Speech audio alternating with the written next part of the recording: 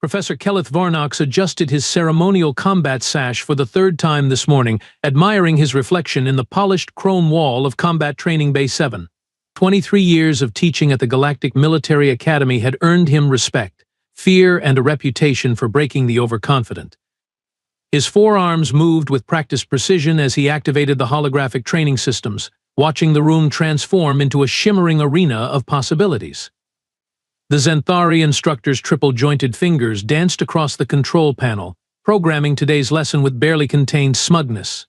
Advanced combat techniques for primitive species, read the holographic display. Oh, how he loved these special sessions.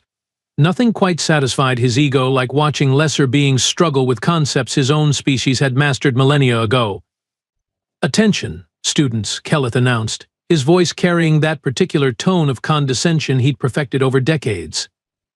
The assembled aliens snapped to attention. 3 Vorthak warriors with their signature bone spurs gleaming, 2 crystalline Nexari whose bodies chimed softly with each movement, and 1 hulking Gorblax whose 6 eyes tracked Kelleth's every gesture. All impressive specimens from respected warrior cultures. Then there was the human. Kelleth's gaze lingered on the peculiar biped slouched against the back wall. Marcus Kowalski, according to the enrollment files. Former Earth Marine, whatever that meant. The creature looked almost comically simple compared to his classmates. 2 arms, 2 legs, no natural weapons, no armor plating, no energy manipulation abilities. Just pink skin, brown hair, and an irritatingly relaxed expression that suggested he wasn't taking this seriously. "Today we will demonstrate proper combat forms," Kelleth continued, internally calculating how quickly he could humble this particular Deathworlder. Humans had only joined the galactic community 50 years ago, practically yesterday in cosmic terms. Their primitive projectile weapons and crude tactics were amusing at best. "I expect precision, discipline, and respect for techniques refined over thousands of years." Marcus shifted slightly, and Kelleth caught what he swore was a smirk. How delightfully predictable. Another arrogant human who thought their species' brief military history could compete with true galactic warfare. This lesson would be entertaining indeed. The holographic systems hummed to life around them, ready to showcase the vast gulf between civilized combat and whatever barbaric flailing humans called fighting. "Observe," Kelleth declared, his 4 arms flowing into the opening stance of Zenthari combat doctrine. Energy crackled between his fingertips as he summoned his plasma blade, the weapon materializing in a brilliant arc of contained lightning. The Vielthar form, perfected over 6,000 years of refinement, his movements were poetry in motion, each gesture calculated and precise. The plasma blade traced elegant patterns through the air, leaving trails of superheated energy that sparkled and faded. His secondary arms generated an energy shield that pulsed with protective force, deflecting imaginary attacks with graceful efficiency. This was art. This was evolution. This was everything those primitive humans could never hope to achieve. "Excellent form," Professor chimed Nexari student Kixtal, her crystalline body resonating with approval. The sound was like wind chimes in a gentle breeze, musical and refined. "Now, class, demonstrate the 3rd movement of defensive convergence," Kelleth commanded, stepping back to observe his pupils. The Vorthak warriors moved as one, their bone spurs extending with audible clicks. Their 6-limbed combat style was brutal but effective, spinning and striking with deadly precision.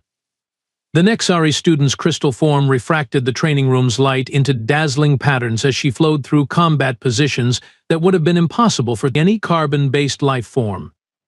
Even the massive Gorblax student, despite his bulk, displayed surprising grace as his multiple arms worked in perfect coordination. Kelleth nodded approvingly, then his gaze shifted to the back of the room. The human hadn't moved. Marcus still leaned against the wall, arms crossed, watching the demonstration with what could only be described as amusement. The nerve of this creature. "Mr. Kowalski," Kelleth's voice carried a sharp edge. "Perhaps you'd care to join the lesson, or are human combat techniques too sophisticated for our primitive instruction?" That got a chuckle out of Marcus. An actual chuckle. "Oh, sorry, Professor. Just watching, learning, you know how it is." The human's tone was casual, almost conversational, as if they were discussing the weather rather than advanced martial combat. Kelleth's eye twitched. In 23 years of teaching, no student had ever displayed such casual disrespect. Very well. Since observation seems to be your preferred learning method, perhaps you'd benefit from a more hands-on approach. The professor activated a training drone, one of the simpler models designed for beginners. It materialized behind Marcus with a soft hum, extending a padded striking appendage in what should have been a surprise attack. Standard procedure to test reflexes and awareness. Marcus didn't even turn around. His left hand simply reached back, caught the drone's appendage mid-strike, and guided it gently to the side. The movement was so casual, so effortless, that it took Kelleth's brain several seconds to process what had happened. The human had somehow sensed an attack from behind, neutralized it without looking, and done it all while continuing to lean against the wall with that infuriating smirk. Interesting reflexes, Marcus commented, finally straightening up. Your drone's got a nice rhythm to it. Reminds me of training bots back home, except ours were a bit more persistent. The classroom fell silent. Even the Gorblax's 6 eyes were wide with surprise. Training drones were designed to test combat-ready soldiers, not to be casually swatted aside by someone who wasn't even paying attention. Kelleth stared at the human, his carefully constructed lesson plan suddenly feeling very inadequate. What exactly had Earth's military been teaching their soldiers? Kelleth's pride, already wounded, now writhed like a plasma burn on his ego. Fine. If this primitive creature wanted to play games, he'd give him something to truly struggle with. The professor's fingers danced across the holographic controls with vindictive precision. Since Mr. Kowalski appears to find our basic exercises inadequate, Kelleth announced, his voice dripping with barely contained irritation, perhaps he'd enjoy something more challenging. Class, prepare for Urban Combat Simulation 7. The training bay shimmered and transformed around them. Suddenly, they stood in the middle of a war-torn city, complete with crumbling buildings, debris-strewn streets, and the distant sound of weapons fire. Holographic enemies began materializing from doorways, rooftops, and around corners. This was advanced training, the kind reserved for final-year students with years of combat experience. Your objective is simple, Kelleth continued, unable to keep the smugness from his voice. Survive for 10 minutes against multiple hostiles while protecting civilians. Try not to embarrass your species too badly. The other students immediately sprang into action, their training kicking in. The Vorthak warriors formed a defensive perimeter, bone spurs gleaming as they engaged the holographic attackers. Kixtal's crystalline body refracted into multiple defensive positions, creating barriers of hardened mineral. The Gorblax students' 6 arms worked in perfect coordination, wielding energy weapons with practiced efficiency. But they were struggling. The simulation was designed to overwhelm, to test the limits of even experienced warriors. The Vorthak fighters found themselves surrounded, their bone spurs effective but limited in range. Kixtal's crystal barriers began showing stress fractures under concentrated fire. Even the massive Gorblax was breathing heavily, his multiple arms barely keeping pace with the assault. Marcus, meanwhile, was walking. Not running, not charging, not taking defensive positions. Walking. Like he was out for a casual stroll through a perfectly normal neighborhood that just happened to be under siege. "What is he doing?" whispered one of the Vorthak students, ducking behind cover as plasma bolts whizzed overhead. Kelleth watched in growing bewilderment as Marcus approached a pile of construction debris. The human picked up what appeared to be a simple metal pipe, tested its weight, then smiled. That same infuriating smile that suggested he knew something everyone else didn't. The first holographic enemy rounded the corner, weapon raised. Marcus didn't draw a gun, didn't activate an energy shield, didn't even break stride. He simply threw the pipe like a spear. The improvised projectile struck the hologram's weapon, sending it spinning from digital hands, then ricocheted off a wall to disable a second enemy's targeting system. "Impossible," Kelleth muttered. That trajectory calculation would require advanced computational algorithms. But Marcus wasn't done. He grabbed a chunk of concrete rubble, hefted it experimentally, then hurled it at a precise angle. The stone bounced off 3 different surfaces before striking a support beam that brought down an entire balcony onto a cluster of enemies below. Is he using the environment as a weapon? Kixtal asked, her crystalline voice tinged with amazement. Marcus had moved on to what looked like a discarded food container. In his hands, the simple aluminum cylinder became a projectile that somehow managed to blind 2 enemies and trigger a chain reaction that disabled an entire squad's equipment. Every piece of debris, every abandoned object, every structural weakness in the simulated city became part of his arsenal. The other students had stopped fighting. They stood transfixed, watching as this supposedly primitive creature turned urban warfare into what appeared to be an elaborate game of 3-dimensional billiards. How is he predicting the ricochets? One of the Vorthak warriors asked in bewilderment. Look at his eyes, Kixtal whispered. He's not predicting them. He's calculating them in real time. Keleth's jaw hung open as he watched Marcus use a broken street lamp as a lever to launch a piece of pavement into the air, which then landed perfectly to create a ramp that allowed him to reach a 2nd-story window where he could access a fire escape that led to a vantage point that gave him control of the entire battlefield. And through it all, the human was humming, actually humming some sort of primitive Earth melody while systematically dismantling a combat scenario that had reduced seasoned warriors to desperate defensive measures. Professor, the Gorblack student, rumbled, his 6 eyes tracking Marcus's impossible movements. What exactly are humans trained for on their homeworld? Keleth didn't have an answer. His advanced degrees in xenobiology, his decades of studying combat theory from across the galaxy, his comprehensive understanding of warfare tactics from hundreds of species, none of it had prepared him for this. Marcus wasn't fighting the simulation. He was playing with it. Keleth's 4 hands trembled as they hovered over the control panel. 23 years of teaching, and never once had a student made him feel like a complete amateur. His pride wasn't just wounded now, it was hemorrhaging all over the training bay floor. The other students watched Marcus with expressions ranging from awe to outright disbelief, and every whisper of amazement felt like another nail in Keleth's professional coffin. Fine, he snarled, his voice carrying an edge that made several students step back instinctively. If you think urban warfare is amusing, let's see how you handle something truly challenging. His fingers stabbed at the controls with violent precision. The simulation around them dissolved, replaced by something that made even Keleth pause for a moment. This was the Academy's ultimate test, the Omega Protocol.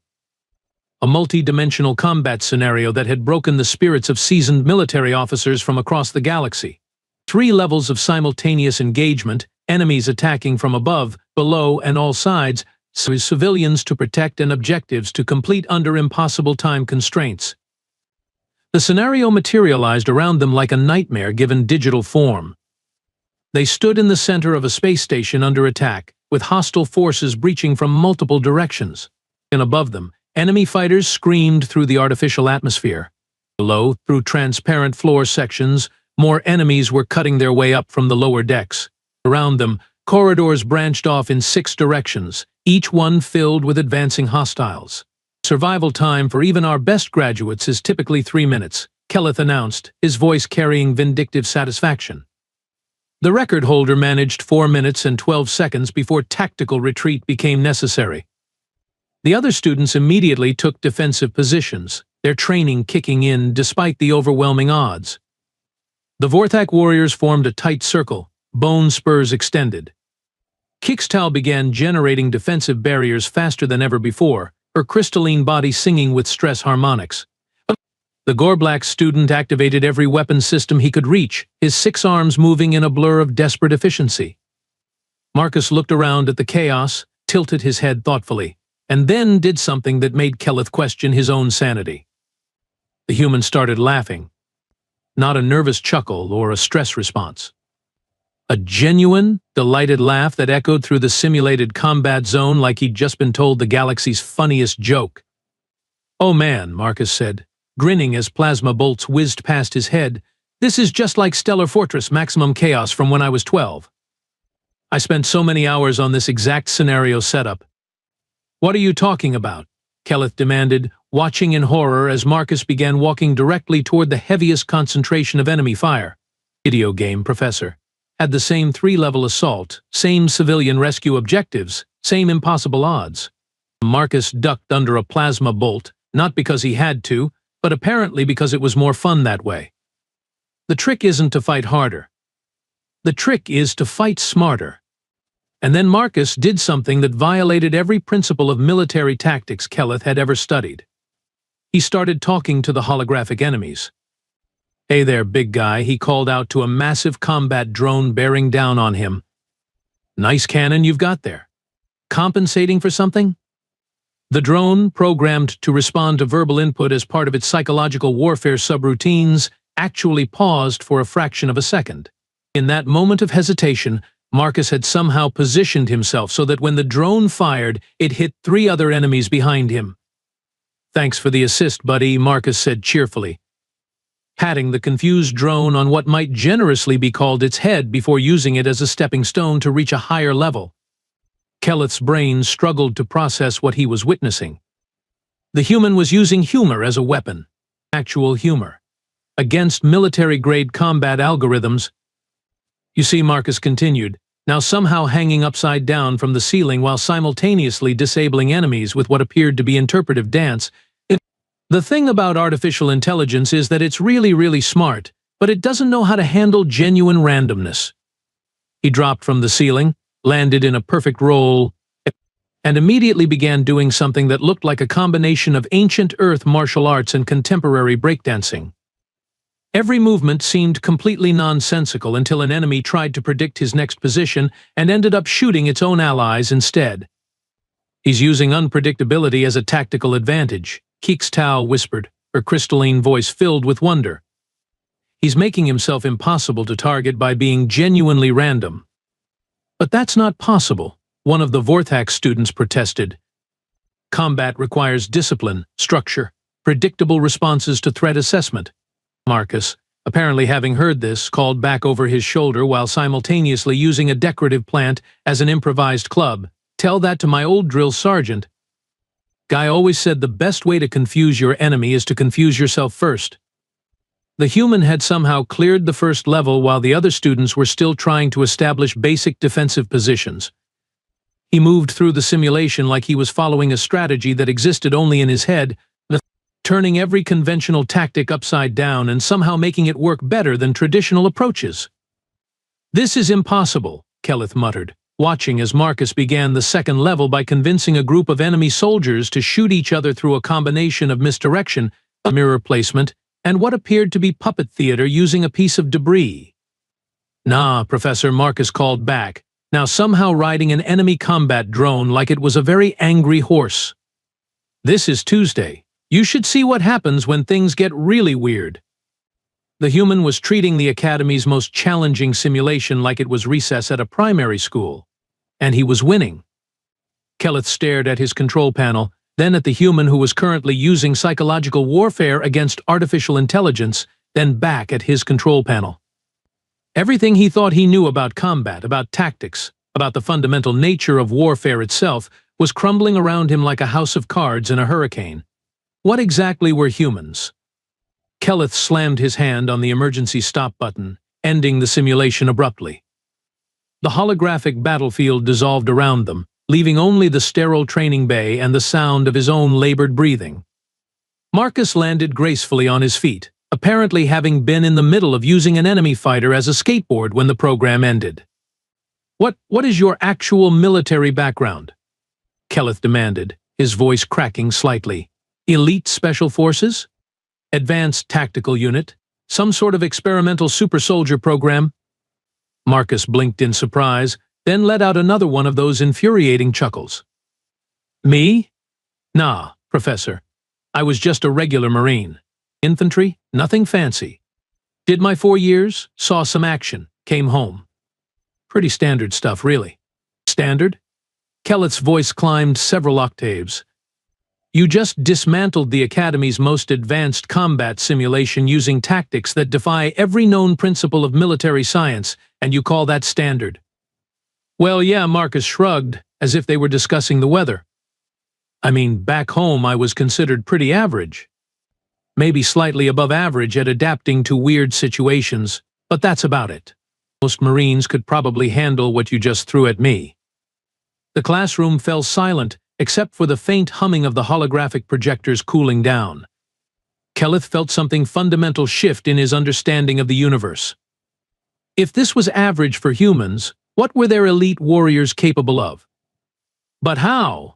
Kixtal asked, her crystalline voice trembling with curiosity.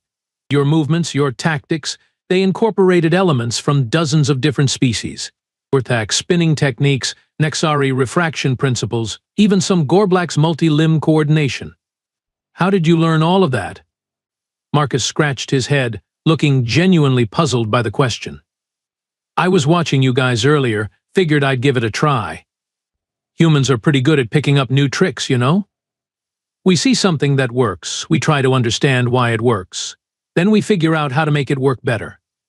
You learned our combat techniques by observation? In less than an hour? One of the Vortex students asked incredulously. Sure, I mean, your spinning thing is pretty cool, but you leave your left side exposed on the third rotation. Easy fix though, just add a slight lean and maybe throw in a feint to keep opponents guessing. And Kixtal, your barrier technique is amazing. But you could probably improve the deflection angle by about 12 degrees to redirect energy more efficiently. The students stared at him.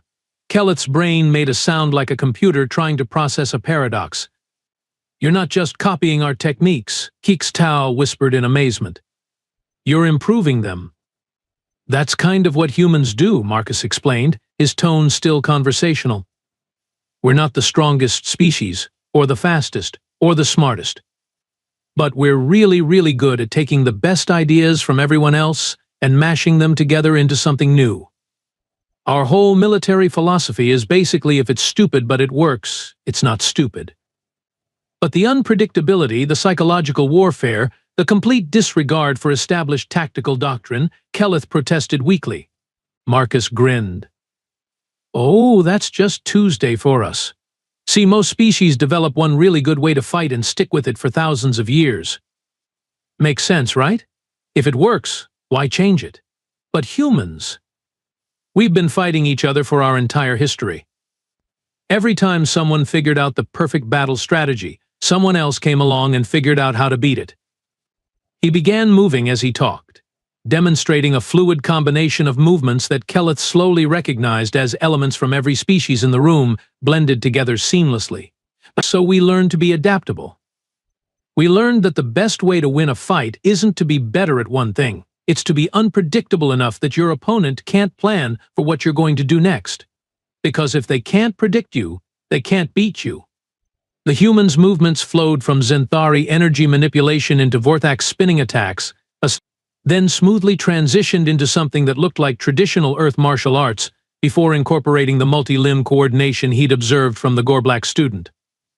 But it wasn't just copying. Each element was modified, improved, integrated into a cohesive whole that was somehow more effective than any of the original techniques.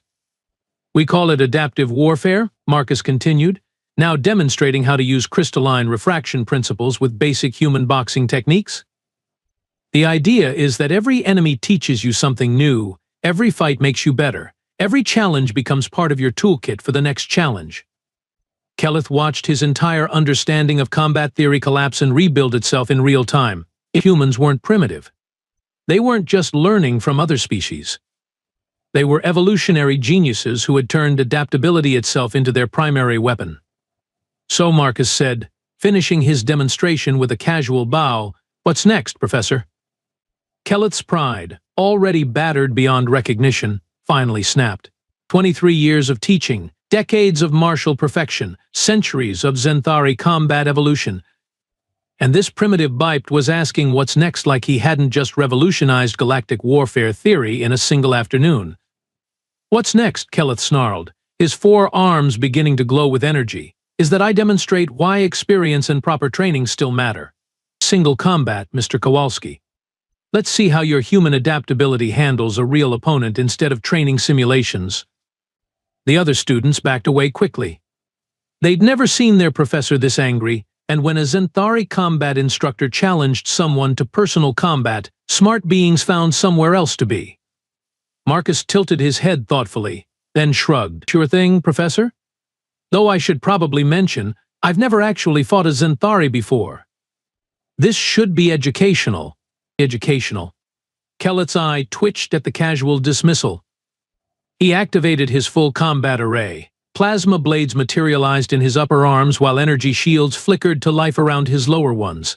His ceremonial sash fell away, revealing the sleek combat armor underneath. This was Zenthari warfare at its finest, 6,000 years of martial evolution made manifest. Prepare yourself, human, Kellett declared, falling into the traditional opening stance of the El Nathi Masters.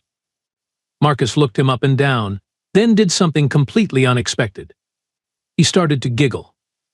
Sorry, Marcus said, waving his hands apologetically. It's just you look exactly like this boss fight from Galaxy Warriors 3. Same setup, same energy pattern, same dramatic pose. I must have fought that guy like 100 times when I was 15. Kellett's concentration wavered for just a moment, thrown off by the comparison to some primitive entertainment program. In that instant of confusion, Marcus moved, but not in any way Kellett had anticipated. Instead of attacking or defending, the human began doing what appeared to be some sort of rhythmic dance, moving his arms and shoulders in a pattern that was both completely ridiculous and strangely hypnotic. "What are you doing?" Kellett demanded, his plasma blades tracking the human's movements but somehow never quite able to predict where he'd be next. "Oh, it's called the Macarena. Really popular Earth dance from way back. Terrible for your reputation, great for confusing opponents who rely on pattern recognition." Kellett struck out with his plasma blade, aiming for where every tactical algorithm said Marcus should be next. Instead, the human was somehow 6 inches to the left, still doing that infuriating dance, now humming along with it. "The thing about fighting someone with 4 arms," Marcus continued conversationally, dodging another strike while apparently doing some sort of folk dance, "is that you get really good at complex coordination, but you also develop predictable timing patterns." Another strike, another miss. Kellett was beginning to feel like he was fighting smoke. "See, your upper arms lead, then your lower arms follow, then you reset. It's beautiful, it's efficient, but it's also got a rhythm. And once you know the rhythm..." Marcus suddenly stopped dancing and moved forward, not to attack, but to gently tap Kellett on the shoulder during the precise moment when all 4 arms were transitioning between attack sequences. "You can find the gaps," Marcus finished with a grin. Kellett spun around, plasma blades singing through the air, but Marcus was already behind him, having somehow used the Zenthari's own momentum to reposition himself. Before Kellett could react, the human had somehow tangled his ceremonial combat harness, causing all 4 arms to briefly lock in position. "Gotcha," Marcus said cheerfully, then stepped back and raised his hands in surrender. "Though to be fair, Professor, that armor design is really impressive. The energy distribution is way more efficient than anything we've got on Earth." Kellett stood there, plasma blades still humming, arms still tangled, pride completely demolished. He'd been defeated not by superior strength or advanced technology, but by a dancing human who'd complemented his armor in the middle of combat. Kellett's plasma blades flickered and died as he slumped against the training bay wall, staring at Marcus with the expression of someone whose entire understanding of reality had just been turned inside out and shaken vigorously. 23 years of teaching advanced combat techniques, and he'd been outmaneuvered by something called the Macarena. "I don't understand," he whispered, his 4 arms finally untangling from his ceremonial harness. What did you?" Marcus stepped forward, and for a moment Kellett tensed, expecting some sort of human victory ritual or territorial display. Instead, the human simply extended his hand. "Hey, you okay, Professor? That was actually a really good fight. Your energy blade work is incredible, and that shield coordination? I've never seen anything like it." Kellett stared at the offered hand, then slowly reached out to accept it. Marcus pulled him to his feet with surprising gentleness, steadying him until he regained his balance. "You're helping me?" Kellett asked, confusion evident in his voice. "Well, yeah. Combat's over, right? No point staying enemies when we could be learning from each other instead." Marcus grinned that same infuriating, cheerful grin. "Besides, you're a really good teacher." I picked up more about energy manipulation in the last hour than I thought possible. But I challenged you. I was trying to humiliate you, to prove human inferiority. Marcus shrugged. I figured. But here's the thing, Professor. Humans don't fight to prove we're better than anyone else. We fight to protect what matters to us, to survive when we have to, and to learn whatever we can along the way. Victory isn't about being superior. It's about everyone going home safe. The other students had been watching from a respectful distance, but now they began to approach cautiously. Hicks Tao was the first to speak, her crystalline voice filled with curiosity. Marcus, could you teach us some of those techniques? The adaptability principles, the pattern disruption methods?